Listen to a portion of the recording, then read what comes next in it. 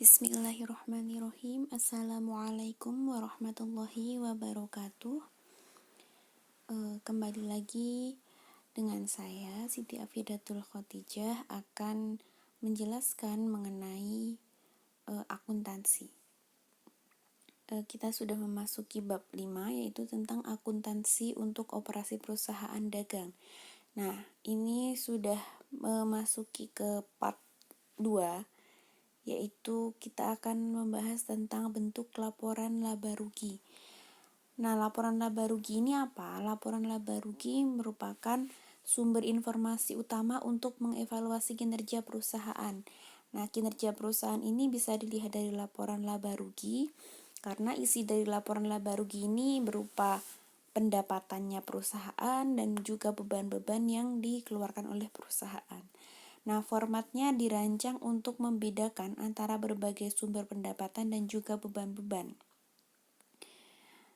Coba kita bisa lihat di sini bentuk laporan keuangan, laporan laba rugi. Nah, ini penyajian laporan laba rugi dari penjualan. Bedanya apa sih laporan laba rugi di perusahaan jasa dengan perusahaan dagang? Kalau perusahaan jasa, dia hanya ada pendapatan jasa, kemudian beban-beban. Sedangkan untuk perusahaan dagang ini akan ada tambahan-tambahan lain. Nah, di sini bisa kita lihat di penjualan, bagian penjualan, karena ini perusahaan dagang, jadi ada pendapatan penjualan. Nah, pendapatan penjualan ini tidak langsung itu bulat angka pendapatan penjualan, tapi kita juga akan melihat penjualan netonya atau penjualan kotor.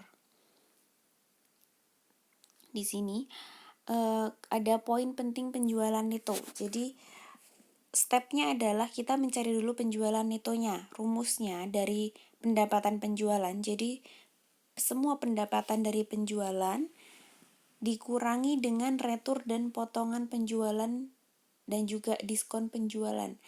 Jadi itu yang akan dianggap sebagai penjualan neto atau penjualan bersih. Karena penjualan itu tidak semuanya benar-benar terjual. Kadang ada yang barang diretur atau dikembalikan. Kemudian kadang perusahaan juga memberikan potongan penjualan, ada diskon penjualan juga. Nah, sehingga kita harus mencari penjualan netonya berapa. Kemudian setelah itu ada yang namanya laba bruto. Nah, laba bruto ini adalah, kalau yang belum paham laba bruto, istilah lainnya adalah laba kotor. Jadi laba kotor ini murni dari pendapatan penjualan dikurangi beban pokok penjualan, atau istilahnya pendapatan penjualannya berapa dikurangi dengan modal untuk penjualan tersebut. Modal pokoknya, modal untuk barang yang dijual atau beban pokok penjualan. Nah, ini baru akan ditemukan laba bruto atau laba kotor. Misalnya perusahaan retail, dia menjual mobil.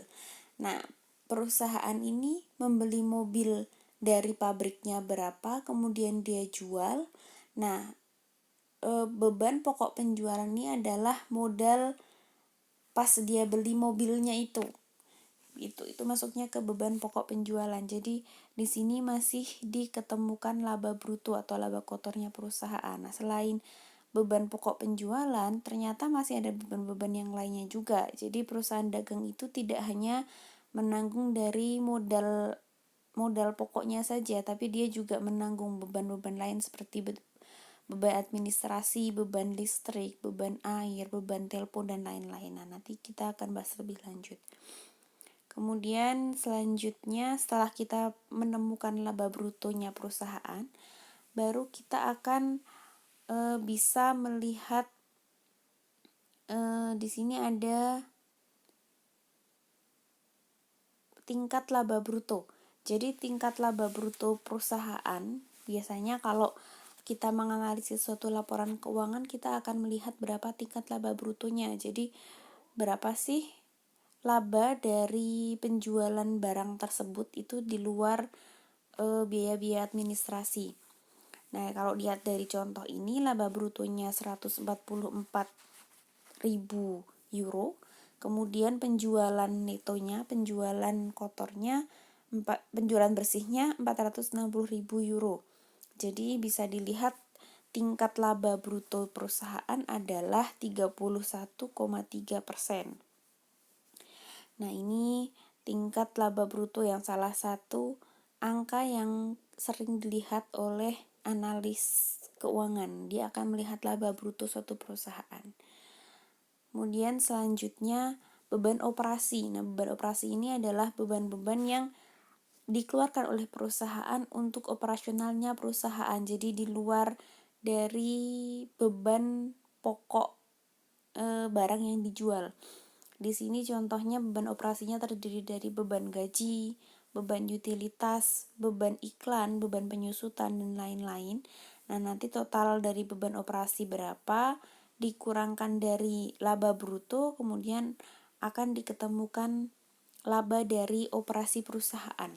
Jadi laba operasi perusahaan ini adalah berapa besarnya laba yang diperoleh perusahaan dari operasionalnya, termasuk setelah dia membayarkan gaji karyawan dan membayarkan beban-beban untuk operasional perusahaan. Kemudian ada pendapatan dan beban lain-lain. Nah, kalau yang tadi pendapatan kemudian beban-beban ini adalah pendapatan dan beban-beban pokok yang memang ada kaitannya dengan usaha, dengan bisnisnya. Sedangkan untuk pendapatan dan beban lain-lain ini biasanya pendapatan dan beban-beban yang tidak ada kaitannya secara langsung dengan bisnisnya. Contohnya adalah pendapatan bunga. Nah, karena ini bukan perusahaan yang memang untuk mencari bunga ya, tujuan perusahaan ini untuk penjualan barang, makanya dia pendapatan bunga ini termasuk pendapatan lain-lain. Kemudian ada dari keuntungan atas penjualan peralatan. Nah, karena bisnis pokoknya perusahaan ini bukan pada penjualan peralatan, maka ketika menjual peralatan itu akan menjadi keuntungan di pendapatan dan beban lain-lain.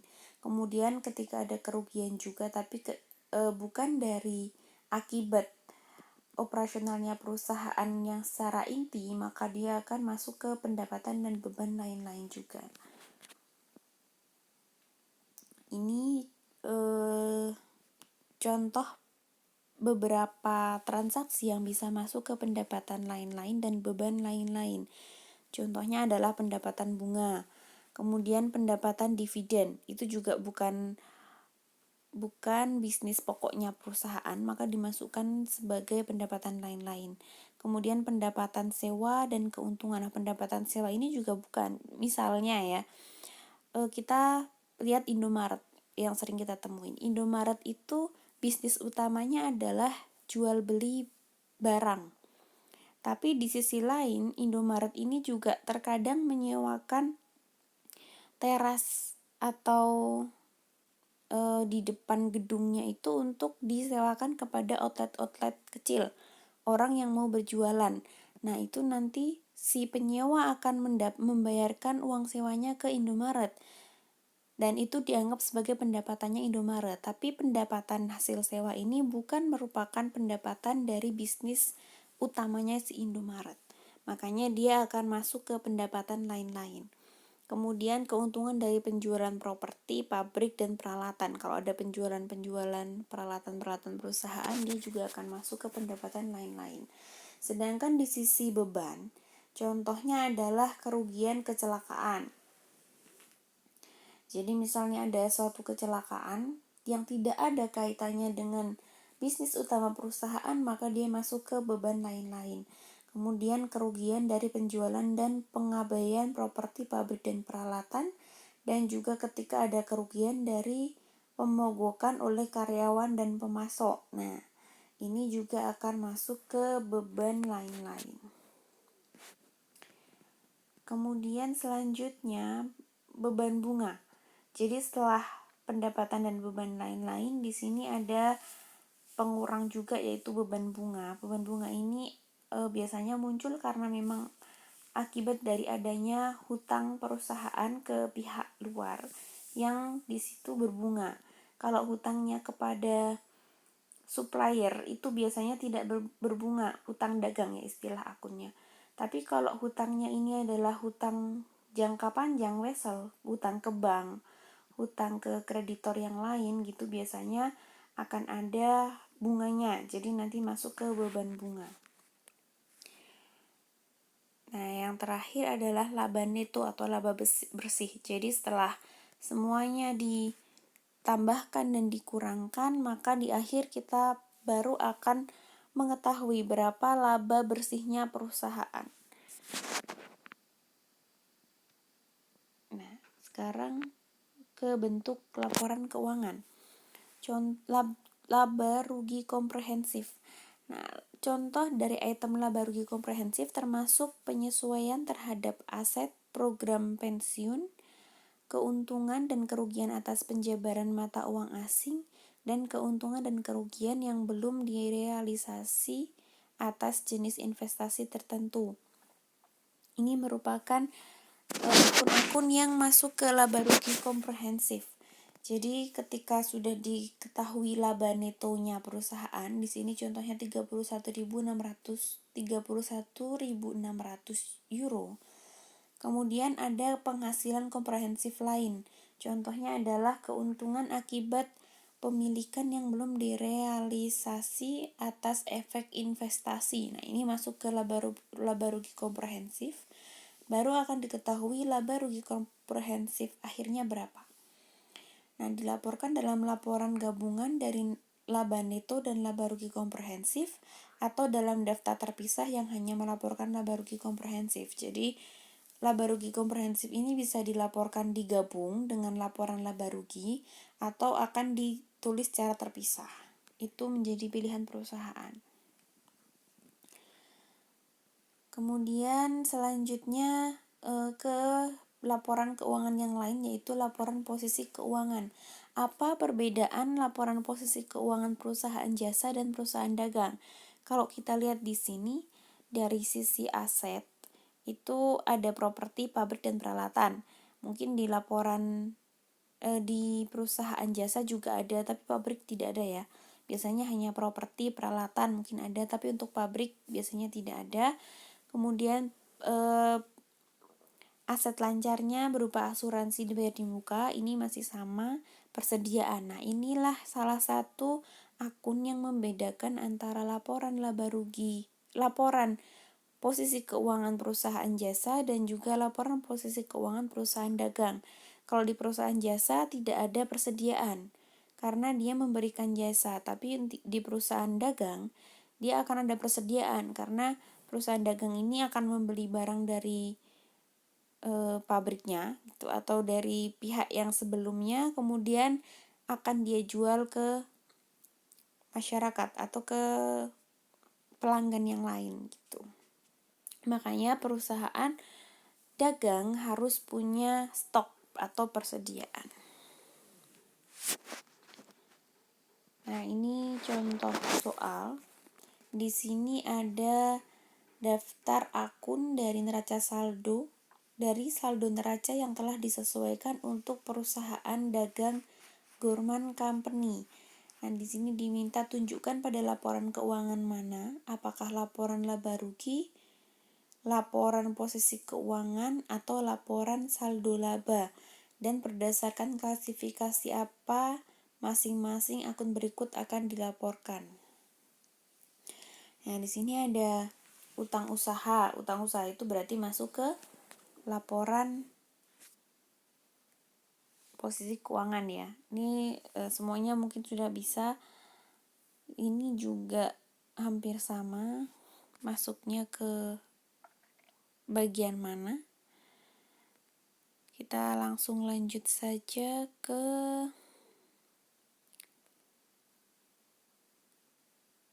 ini lampiran ya. Sistem persediaan periodik. Jadi dalam perusahaan dagang itu ada 2 sistem pencatatan untuk terutama yang berkaitan dengan persediaan, yaitu secara periodik dan secara secara periodik. Di sini contohnya aturannya adalah perusahaan mencatat pendapatan dari penjualan barang dagangan saat penjualan dilakukan. Jadi salah satunya periodik adalah perpetual ya. Kalau periodik ini berarti perusahaan akan mencatat pendapatan dari penjualan barang dagangan saat penjualan dilakukan.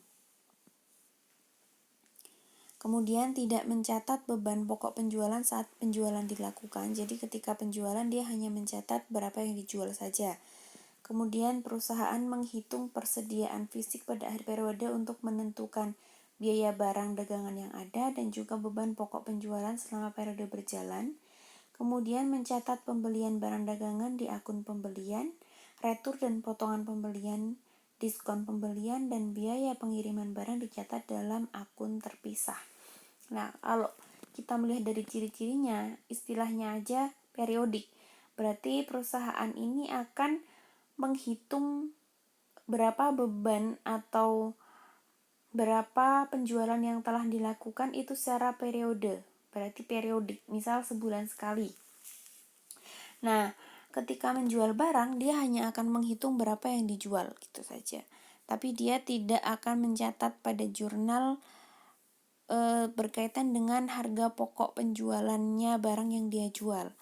Maka nanti ketika di akhir periode atau misalnya sebulan sekali akhir bulan, dia baru akan menghitungnya secara manual. Makanya dia di akhir periode akan menghitung persediaan secara fisiknya, kemudian dia akan tahu berapa barang dagangan yang masih tersisa dikurangi dengan barang dagangan yang dulunya ada. Nah, itu nanti akan diketemukan berapa modal atau harga pokok penjualan dari barang-barang yang sudah terjual.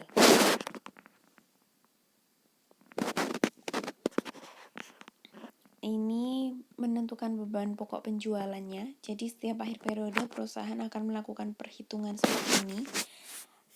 Caranya adalah beban pokok penjualan kita harus tahu dulu persediaan pada awal periode, kemudian ditambah dengan pembelian, apa saja persediaan yang dibeli, kemudian dikurangi retur dan potongan pembelian jika ada, dan juga diskon pembelian. Jadi pembelian ini nanti akan kita lihat angka bersihnya berapa. Kemudian ditambah beban angkut pembelian kalau memang dia ada beban angkutnya. Baru akan diketahui beban pokok pembelian. Kemudian diketahui biaya barang yang tersedia untuk dijual. Nah, yang terakhir, ketika kita sudah tahu berapa barang yang tersedia untuk dijual, dikurangi dengan persediaan akhirnya. Nah, baru kita akan tahu berapa barang yang telah terjual selama periode itu. Jadi kalau gambaran secara kasarnya, misalnya perusahaan mobil, dia akan melihat dulu di awal bulan mobilnya di gudang ada berapa, misal ada 100. Kemudian selama bulan itu perusahaan udah beli berapa? Beli 50 mobil. Harusnya ada 150 mobil di gudang. Tapi ternyata setelah dihitung mobilnya hanya ada 20. Berarti 150 dikurangi 20, 130 mobil ini telah terjual selama satu periode. Ini contohnya, ilustrasinya. Mencatat pembelian barang dagangan. Nah, ini secara periodik ya. Ketika membeli barang dagangan, jurnal seperti apa yang harus ditulis? Misalnya atas dasar faktur penjualan dan penerimaan barang dagangan yang dipesan dari PW Audio Supply, Sauk Stereo mencatat pembelian sebesar 3.800 euro sebagai berikut. Nah, ini ketika terjadi transaksi, maka akan ditulis transaksi pembelian ya ini, maka akan ditulis jurnalnya pembelian di sisi debit, kemudian utangnya akan bertambah di sisi kredit. Ini untuk mencatat transaksi pembelian. Akunnya akan bertambah adalah akun pembelian. Sedangkan kalau metode perpetual, akunnya kita mengacu pada satu akun, yaitu persediaan. Jadi segala hal yang berkaitan dengan barang dagangan itu akan masuk ke akun persediaan. Kalau metode periodik itu akan disesuaikan dengan nama akunnya. Jadi di sini contohnya dia beli, berarti masuk akun ke pembelian.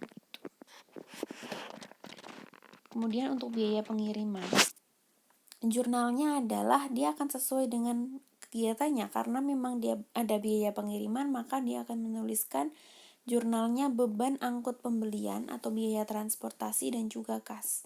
Sedangkan kalau kita melihat dari sistem yang perpetual, itu akan langsung dimasukkan ke persediaan. Jadi tidak ada istilah beban angkut pembelian, tapi karena beban angkut pembelian ini untuk kepentingan persediaan, maka dia akan langsung masuk ke akunnya persediaan. Kemudian retur dan potongan pembelian ini sama dengan yang tadi, tetap akan ditulis sesuai dengan nama akunnya. Selanjutnya kalau ada diskon, ini juga akan ditulis sesuai dengan nama akunnya, diskon pembelian. Jurnal penjualan barang dagangan. Nah, ketika menjual juga akan ditulis sesuai dengan kegiatannya, yaitu penjualan barang, maka akan mendebitkan piutang usaha dan mengkreditkan pendapatan penjualan. Kemudian retur dan potongan penjualan juga masih sama, nama akunnya sesuai dengan kegiatannya, diskon penjualan. Nah, ini baru ada rangkuman perbandingan jurnal antara perpetual dan periodik. Nah, ini yang sebelah kiri adalah perpetual, sebelah kanan periodik. Ketika pembelian barang dagangan secara kredit, jurnalnya beda. Kalau perpetual dia akan langsung menambahkan persediaan dan utang usaha, sedangkan untuk periodik dia akan menulis sesuai dengan kegiatannya, pembelian, berarti dia akan membuat akun pembelian. Kemudian yang kedua, biaya pengiriman. Kalau di perpetual masuknya ke persediaan, kalau periodik masih sesuai nama akunnya, yaitu beban angkut pembelian, dan seterusnya. Nanti bisa disimak apa perbedaan dari dua metode ini.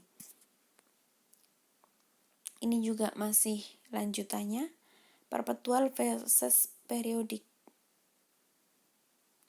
Nah, yang terakhir adalah kita akan melihat neraca lajur untuk perusahaan dagang. Nah, ini kecil sekali ya. Secara tidak langsung